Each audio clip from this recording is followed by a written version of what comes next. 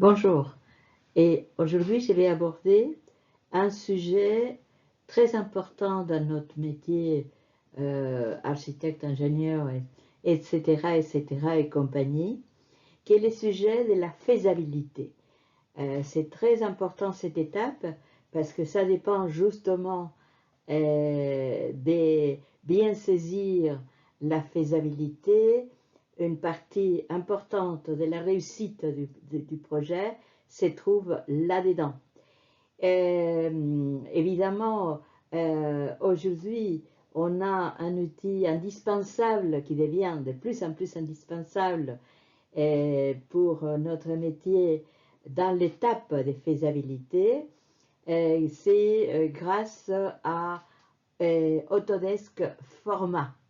Et bon, moi je travaille sur Revit. Actuellement, on peut faire les allers-retours avec la plateforme, des façons de pouvoir travailler avec les deux outils en faisant une alternance des deux outils. Et je vais faire une présentation justement pour éclairer tous les points qui sont là-dedans. Bon, moi, j'ai mis dans mon exemple, je veux dire que c'est un exemple fictif, il n'y a pas rien de réalité dans ce que je présente. Par contre, c'est une hypothèse réelle qui pourrait, sur un terrain réel, existant. Et il s'agit de la construction d'un data center à la localité de Las Toninas, que c'est une province, que c'est dans la province de Buenos Aires, en Argentine. Et pour ce faire, j'ai pris cet exemple parce que c'est intéressant. Parce qu'aujourd'hui, si vous voulez, l'installation des data centers s'est fait dans le monde entier et l'aspect de faisabilité, c'est un outil très très important parce que ce type de construction, il y a une exigence à niveau des normes, à niveau de la localisation, et c'est pour ça que je me suis mis cet objectif de faire la simulation par rapport à un programme qui est un programme qui est dans l'ordre du jour, c'est la construction, c'est la conception et construction des data centers. Et voilà, j'ai dit là, c'est basé sur une hypothèse d'une demande spécifique d'installation à la localité de Las Toninas. Alors, pourquoi j'ai choisi ces terrains pour cette hypothèse? Parce que, évidemment, pour ce type de projet, on a la première, le premier, comment dire, sujet qui est très important avant de vérifier ou valider, c'est de savoir si dans ces terrains, on dispose déjà des connexions Internet rapides. Et c'est le cas de Las Toninas parce que les câbles sous-marins arrivent avec la connectivité internationale à cet emplacement.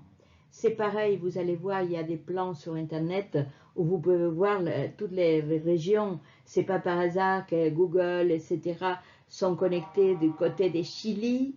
Et il y a aussi, bon, je parle de l'Amérique du Sud, hein, il y a au Brésil aussi. Et en Argentine, Las Toninas, c'est le dernier échelon d'arrivée de ces câbles-là. C'est pour ça que j'ai mis cet exemple pour faire des études de faisabilité. Et c'est pas je fais la simulation et des principes globaux. Évidemment, je ne me suis pas...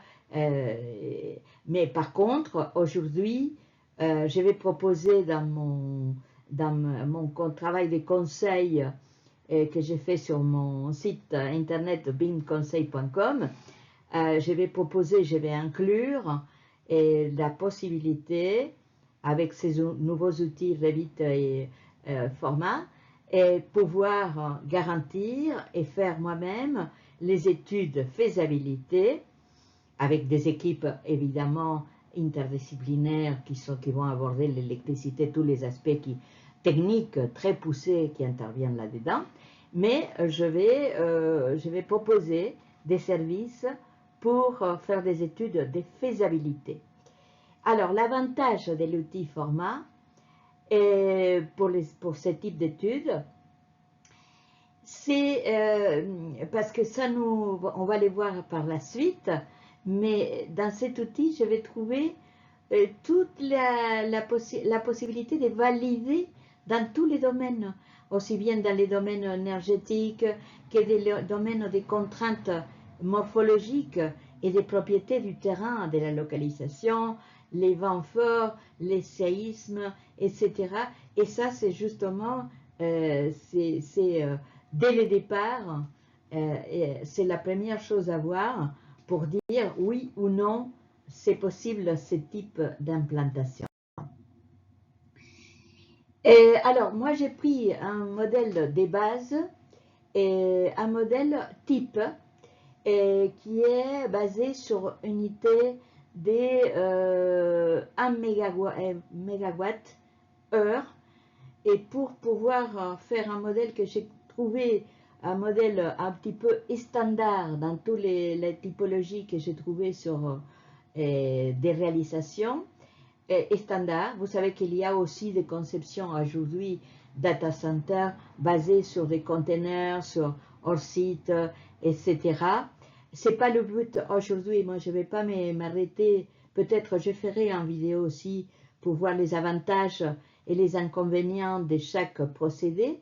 Mais dans ce cas-là, c'est juste un système de modules qui permet de venir être installé, un module classique en béton, et donc avec une salle informatique proposée avec 400 mètres carrés. Vous allez voir par la suite, je fais les modèles en 3D, schématiques évidemment, parce que je ne pas, c'est pas le problème ici de pousser très loin, avec 100 racks. Vous savez que le rack, c'est les unités informatiques qu'on va voir dans les surfaces pour faire toute la connectique et chaque unité. Bon, là, il y a le local UPS avec une surface de 80-120 mètres carrés. Bon, là, les détails, c'est pas le plus important pour ça. Mais voilà, il y a des générateurs, il y a des salles mécaniques, il y a des locaux opérateurs, qui ce qu'on appelle les NOC, qui c'est les bureaux, c'est les salles de contrôle. Il y a les stockages des pièces, l'atelier, la sécurité. Et voilà, c'est une surface globale qui est aux alentours des 1000 mètres carrés que j'ai proposée à niveau d'une construction volumique 3D.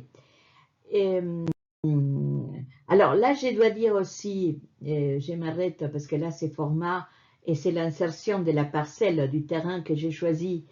Et il y a la route à côté et il y a l'accès de l'Astonine, de la ville. Je pensais que c'était aussi un emplacement stratégique pour l'implantation, c'est-à-dire que c'est en dehors de la ville, mais il y a quand même une communication au niveau de transport, etc., ce qui rend plus accessible pour la construction et d'isoler un petit peu aussi de la construction de la localité, de la ville en elle-même.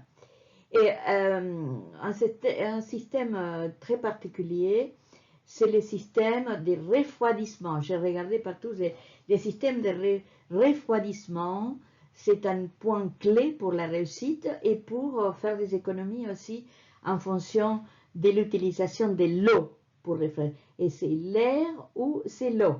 Et ce système s'appelle un système que j'ai beaucoup appris, c'est le système adiabatique. Bon, j'ai adopté un système où il y a un plancher, et ces planchers techniques, c'est un plancher qui va permettre d'avoir de l'air, système d'air, et un système de refroidissement sur ces planchers.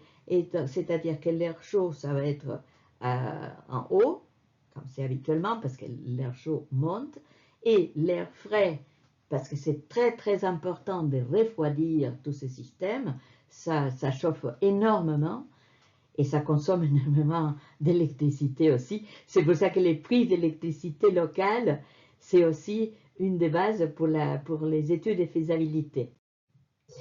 Alors là, vous voyez, bon, on va voir par la suite. Moi, j'avais déjà fait ces modèles, je les réalisé sur Revit, comme vous pouvez voir. C'est déjà fini parce que l'objet, c'est pas de vous montrer toute la procédure, mais là, c'est la construction volumique qui est déjà faite. Et l'insertion sur ces documents qui viennent déjà des formats avec la morphologie exacte du terrain et avec toutes les propriétés du terrain que je peux étudier pas sur Revit, mais sur format. Alors, vous voyez là, c'est l'implantation. J'insiste sur les points qu'il y a tout un aspect des réadaptations d'échelle pour l'insertion, positionnement et tout ça. Et je ne fais pas ces études-là parce que je pense que je m'éloigne du sujet central. Mais évidemment, on a besoin de tous ces aspects, les traiter d'une façon très précise. Voilà. Là, par exemple, je vous montre globalement sur Revit. J'ai construit au départ, j'ai construit un volume. Il y a 4 mètres de hauteur en général pour ce type des bâtiments, plus après les planchers, les sous-sols. Bon, si c'est surélevé, c'est pas un sous-sol, mais bon, ça dépend. Donc voilà, toute la construction, bon, ça avec un modèle générique, parce que je ne voulais pas non plus passer trop de temps. L'intérêt, c'était de voir les accès et de voir les contraintes spécifiques de la localisation et pas de faire un projet complet, global, parce que c'est juste une hypothèse, comme je dis.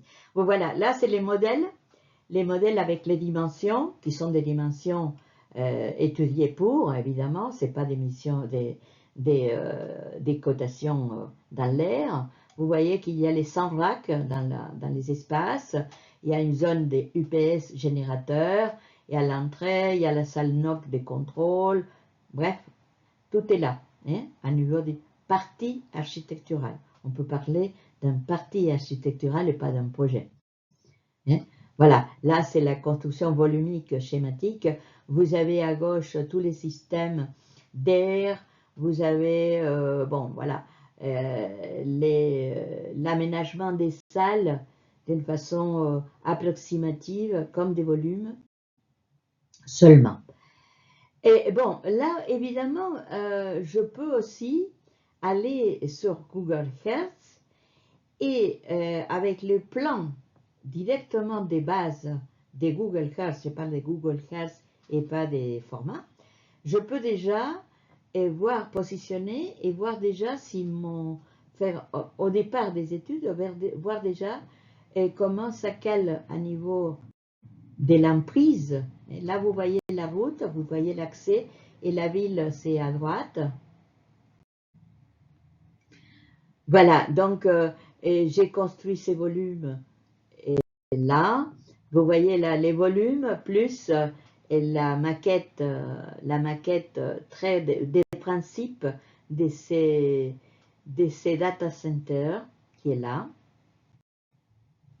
Voilà, avec les dimensionnements approximatifs aussi. Là, par contre, c'est format. Je reviens sur format. Là, j'ai mon terrain déjà bien spécifié. Je peux sur format prendre vraiment les limites réelles de la parcelle ou du terrain, inclure, si vous voulez, plus l'aspect contextuel. Et ça me permet de, comme vous allez voir, de commencer. Là, j'insère, là, je suis sur format, j'insère mon volume global. Hein. Vous voyez, là, c'est l'insertion du volume sur format. Bon, voilà, c'est la perspective. Et là, ces chemins amènent jusqu'au bord des mers. Ça, c'est ce que j'ai trouvé intéressant, c'était l'accès routier et le chemin qui amène à la mer. Donc, on a déjà un système des transports qui existe et qui communique d'un côté avec la mer et de l'autre côté avec les autres villes de Buenos Aires. Alors, après, sur format, évidemment, essentiel, toutes les analyses qui nous sont proposées. Hein. C'est excellent à ce niveau-là, parce que j'insère mon volume, là c'est un seul volume, mais je peux avoir un programme des logements, comme vous allez pouvoir voir dans des YouTube, dans d'autres vidéos. Et il y a des projets de logements, des projets mixtes, des centres commerciaux. Vous pouvez avoir n'importe quel programme et faire ces études sur format. Là, mon cas, c'est juste un volume simple parce qu'il s'agit d'une unité industrielle.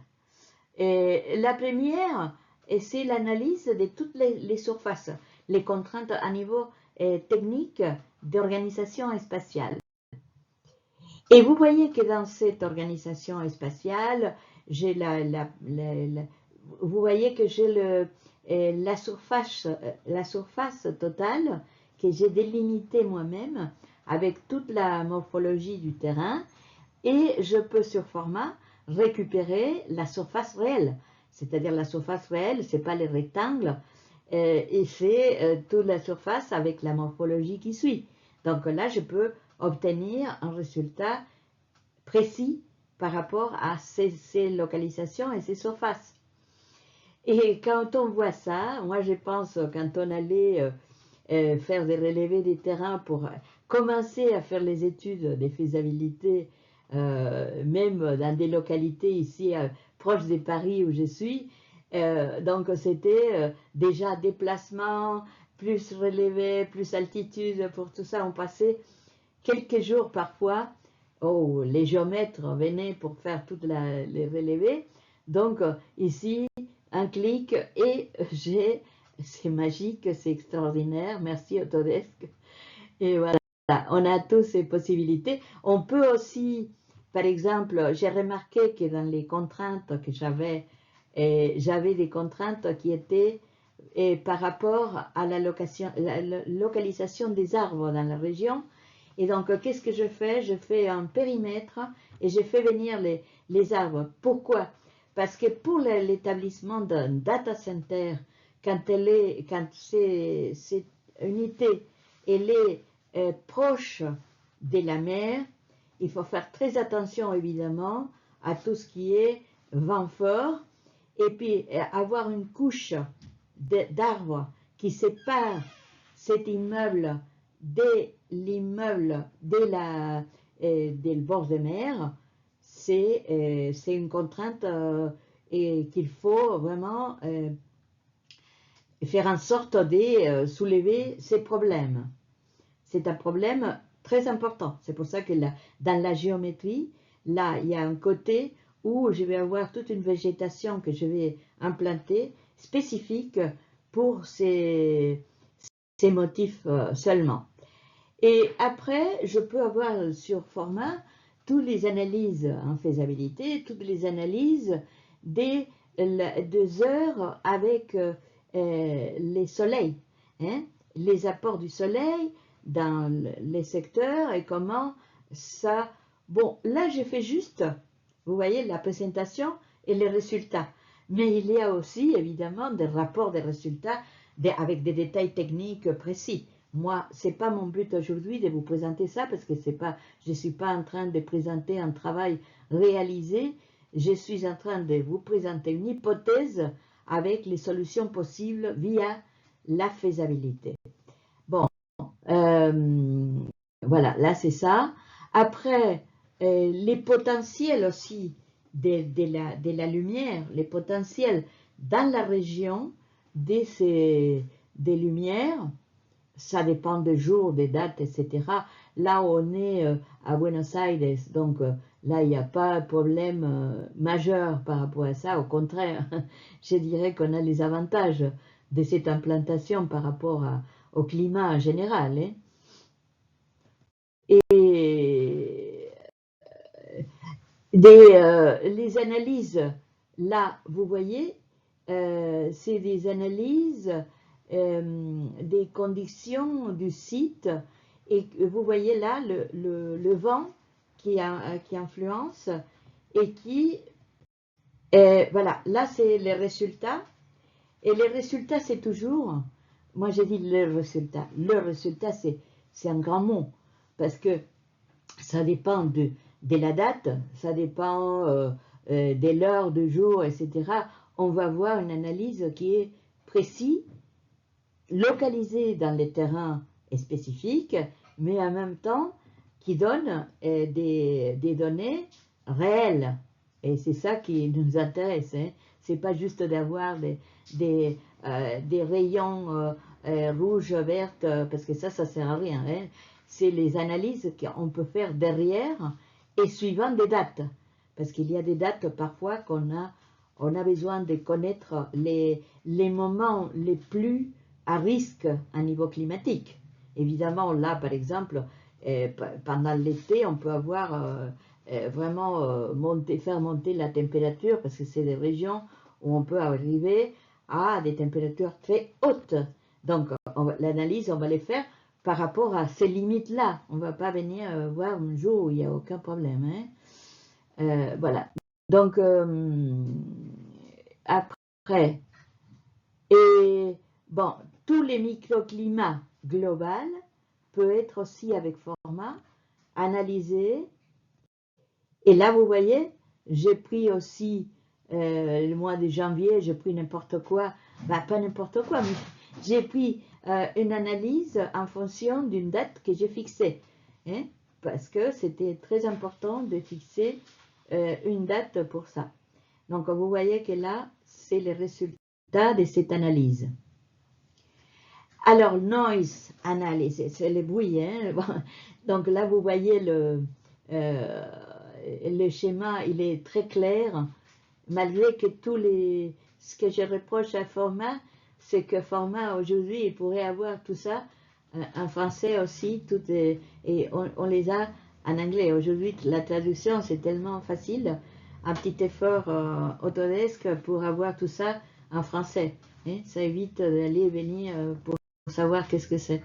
Donc là, vous voyez, c'est l'analyse, et c'est l'analyse des bruits locaux par rapport. Vous voyez que c'est des couleurs vertes, et évidemment, l'Astonine, il n'y a pas beaucoup de bruit.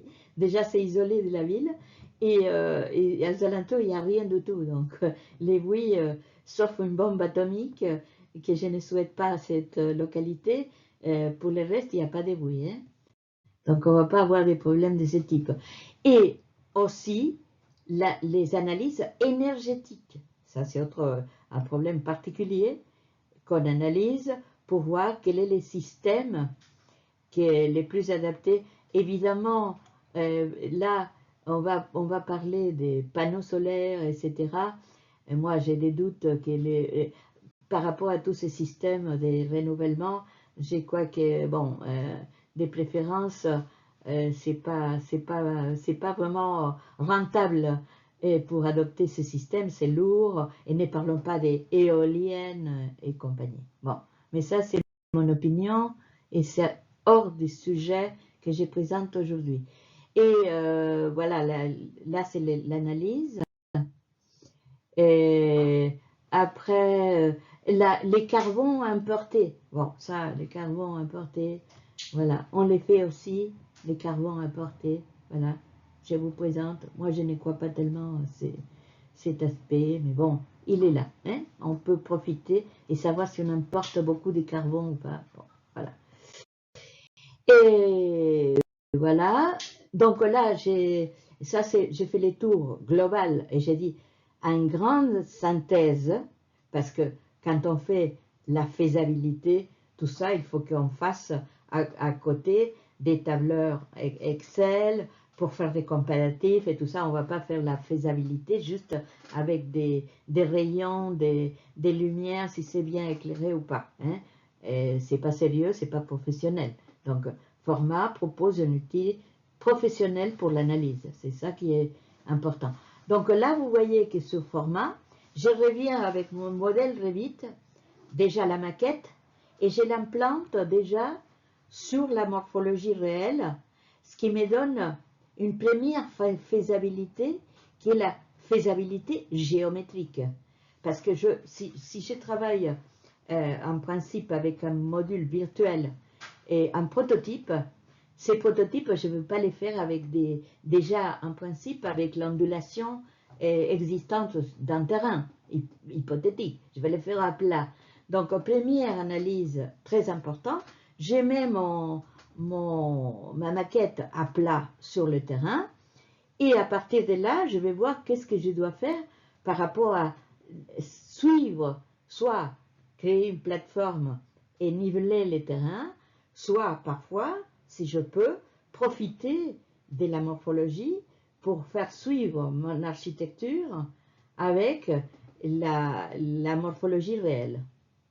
Et ça, je vous dis, si quelqu'un d'entre vous a fait la faisabilité, est allé sur un terrain et adapté la morphologie du terrain par rapport à votre projet, et avec les plans des géomètres à côté, qui sont les géomètres, ils passent aux alentours de 15 jours pour faire juste le relevé, et vous les faites ici avec un clic, je crois que ça va vite être adopté, ces systèmes. Donc là, vous voyez, qu'est-ce que je fais? Une fois que j'ai complété les analyses et la morphologie implantée et modifiée en fonction de la localisation, j'ai fait revenir, et c'est ça là, ce qui est intéressant, j'ai fait revenir tout ça, déjà ajusté, modifié, sur Revit. Et en plus, j'ai la possibilité sur la dernière version de Revit 2026, comme vous le savez, je pense, de faire que cette morphologie que j'importe sous forme virtuelle, comme les formats des Google Earth, etc., je vais les faire venir avec une solide topographique réelle, volumique, existant sur Revit. C'est-à-dire que là, ce que vous voyez là, c'est les terrains que je fais venir, et ces terrains, je les transférais sur les terrains réels, volumiques de Revit. Et vous voyez que je peux avoir les routes, toute l'implantation, je peux la retravailler sur Revit pour avoir, voilà les terrains, et voilà l'implantation de mon, voilà. Bon, bah là, j'ai fait aussi, vous voyez que là, comme j'ai choisi, parce que j'ai lu un petit peu par rapport à ce sujet, et je crois que pour l'astonine, c'était mieux d'avoir une couche des, comment on peut avoir le refroidissement par air, qui s'appelle un procédé adiabatique. Et ce procédé, il fait énormément des économies par rapport à un système qui utilise le refroidissement par l'eau. Et donc, évidemment, j'ai dit, bon voilà, là vous voyez qu'il y a un étage. Alors, l'étage, la toiture, j'ai fait une toiture aussi qui va accompagner les visuels et qui va accompagner les systèmes de circulation d'air. Hein. Là, j'ai dit l'air des locaux, hein, j'ai dit l'air global à l'intérieur du bâtiment. Vous voyez que là, c'est tout est fait en 4 mètres de hauteur, plus une surélévation après. J'ai rajouté, vous voyez comment je me suis...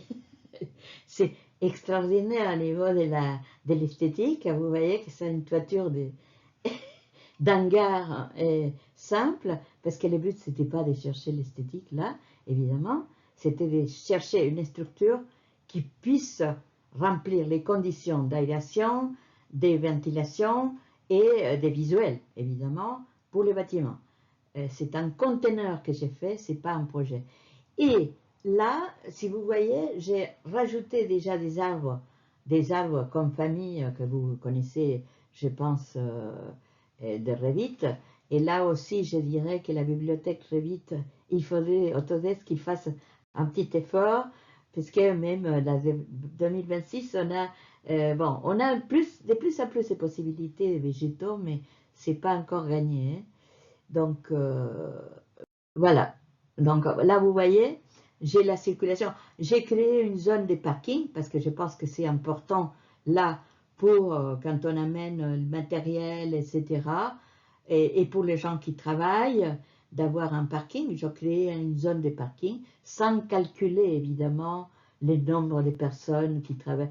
J'ai fait par rapport à une surface proportionnelle par rapport à ce qu'on calcule habituellement par rapport à ce type d'établissement. Et voilà, voilà. Donc, et moi je pensais que étant donné que cette surface, elle est éloignée, elle est un peu loin de la ville, etc., j'ai pensé que ça c'était pas mal dans les programmes. Moi, je n'ai pas pensé à ça, mais ces programmes, il faudrait évidemment restauration simple, hein, tout ça, je ne l'ai pas considéré dans ces surfaces, mais je pense que c'est important parce que les gens qui travaillent ne vont pas partir faire 10 000 km pour aller se restaurer au centre-ville. Et surtout parce que c'est une petite village, je ne crois pas qu'il y ait un restaurant qui existe actuellement. Il doit y avoir 2 restaurants. Et, enfin, moi, si tout ça, vous savez, si tout ça se réalise, moi je suis née en Argentine, je connais bien l'Argentine, j'ai travaillé là-bas comme professeur, etc. Donc, si tout ça se réalise un jour, je vais aller visiter pour boire du maté et faire la fête avec les locaux. Donc, voilà, pourquoi c'est un contexte, je répète là, Las Toninas. Pourquoi j'ai choisi ça? Parce que c'est les points d'arrivée des câbles sous-marins internationaux. C'est là. Et ça, c'est les points essentiels pourquoi j'ai choisi pour cette hypothèse ça. Alors, quels sont les aspects positifs d'avoir choisi ces terrains? Ça, c'est les conclusions que je vais faire avant de vous laisser continuer vos activités, vous, tranquillement. Les aspects positifs, c'est une connectivité exceptionnelle, je ne vais pas le redire, je l'ai dit déjà.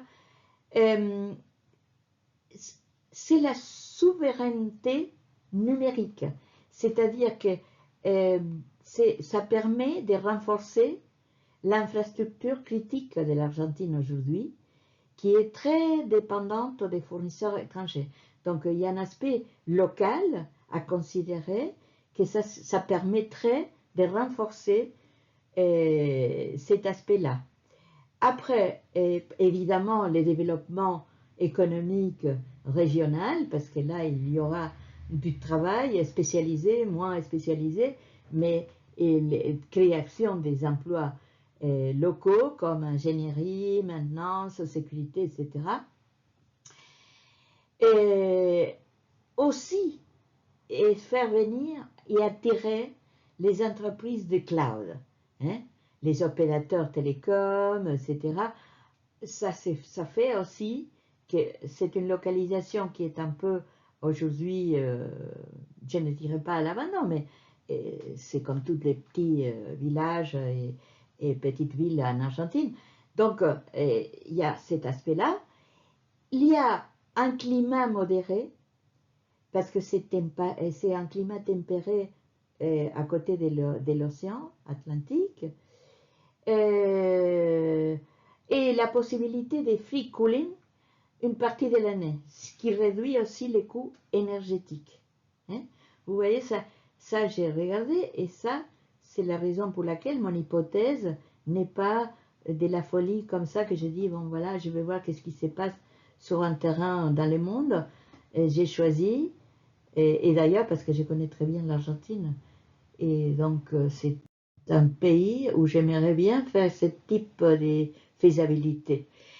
Donc, les aspects négatifs, c'est les réseaux électriques locaux limités, risque de coupure, besoin de générateurs de secours, et énergie carbonée. Bon, là, on revient à l'histoire du carbone. Les mix énergétiques argentins restent dominés par les gaz et le pétrole, impact environnement élevé, si pas de compensation verte. Bon, ça je l'ai dit, je ne suis pas tellement d'accord avec ça, mais bon. Risque climatique. Zone côtière, exposée à l'humidité, la corrosion saline. Ça, par contre, c'est très important. Parce que dès qu'on a des machines et on est en bord de mer, l'aspect de la saline, de la corrosion saline devient vraiment un problème. Et vent fort aussi. Hein, et c'est pour ça qu'il faut le plus possible protéger les littorales avec des végétations élevées. Et bon, les coûts opérationnels aussi, ça peut devenir un peu plus élevé parce que actuellement, évidemment, tous les équipements vont devoir être importés. Et il y a un taux d'échange instable. L'Argentine, c'est un pays encore qui est très instable, une inflation qui a baissé, mais quand même reste élevée. Donc là, voilà, il y a des aspects qui sont aussi à tenir compte pour des études de faisabilité. Je parle toujours des études de faisabilité.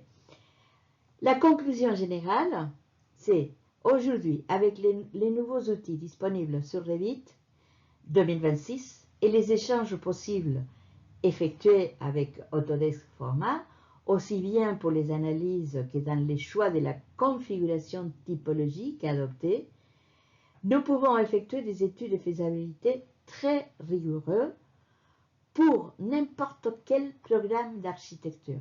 Là, je fais data center, mais ça, c'est valable pour n'importe quel, et j'insiste là-dessus, n'importe quel programme d'architecture.